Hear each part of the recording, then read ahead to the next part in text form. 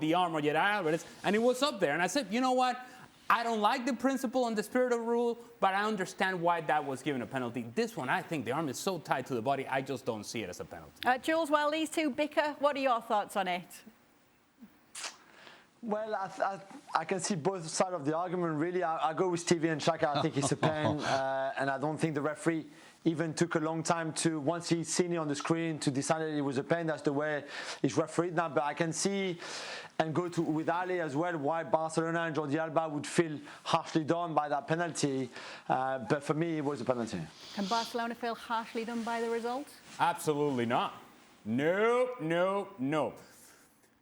Coming into this match, if you're preparing for Athletic Club Bilbao, you would know a few things. And part of the game is you're going to have to defend set pieces against them because they're very good at it. The game is going to get physical through the midfield because they like to do that. And they're going to get out in transition. And 2 minutes in, Nico Williams gets out in transition and Barcelona all over the place defensively. So you're not prepared for what the game is going to offer you. You know the speed of Nico Williams is going to be an issue, and somehow Jordi Alba gets beat over the top.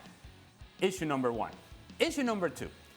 You got your young guys in the midfield, right? And so we know that Gavi is a better player than Dani Garcia.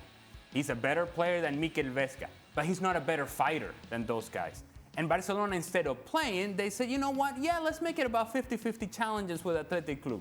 And Athletic Club are saying exactly what we want to do, because then that takes the game away from Gavi. And so you need the experience of players to come in and make a difference off the bench. So you bring in Frankie de Jong and you say, you know what, Gavi wasn't quite what we wanted in this game. He wasn't quite to the rhythm of play. He made this into a fight. Let's make it into playing, Frankie. He gets out there, and now you get a sustained period of possession. What does Frankie de Jong do?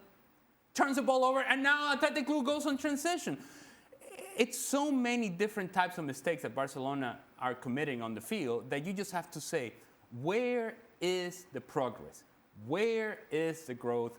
Where is tangible proof that this team is taking steps forward? If it is based upon the evidence of what we saw today, thanks, but no thanks. But wasn't everybody saying that, Ali, last time out, that there was progress in what we saw in that loss to Real Madrid, that it was a moral victory for Xavi's Barcelona? And I said, if you're a fan of moral victories, that would be the game that you hang on to, because of the resources that you were able to bring off the bench, Ansu Fati and Pedri, and then the talent that you already have available on the field.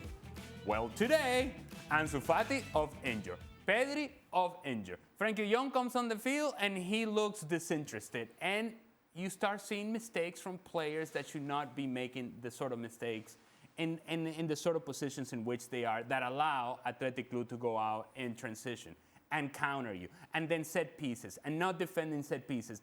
These are issues for Barcelona that have been a problem, not just today. It's been an issue for years, and it continues to be an issue, and it is not addressed, and it is obvious to see. That part, to me, is negligent. What would you take away from it, Jules?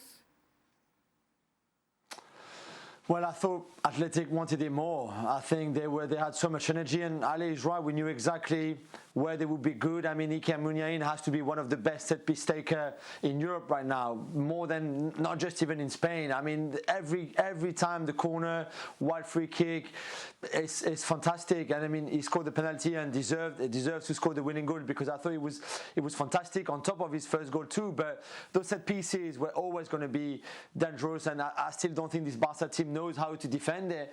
And then it's the rhythm, it's the intensity, and I don't know, it looked at times that they took the game for granted. When Torres scored and they went 1-1, that they thought, okay, we're going to manage this and it's going to be easy. But we've said it so many times on the show, they don't have any margins at all. This is not what they used to do before. They've got no margin. They keep making mistakes defensively, and yeah, they can always create, and we saw them coming back in the game, but they have no margin at all on when they play a decent team like this one. And I just think they have so much things to work on defensively with the ball. Now you have to integrate Ferran Torres in the whole equation, but you've lost Ansu Fati, so they can't play together. And now Pedri is injured again, where we go again to what happened last season with Pedri, how crazy it was to make him play pretty much every single competition in the world. And at his age, that was mental, and now he's paying the price of it. So there's just, when you think there's progress, it's like one step forward and then two steps back. Thanks so much for watching ESPN on YouTube. And for more sports highlights and analysis, be sure to download the ESPN app. And for premium content and live streaming, subscribe to ESPN Plus.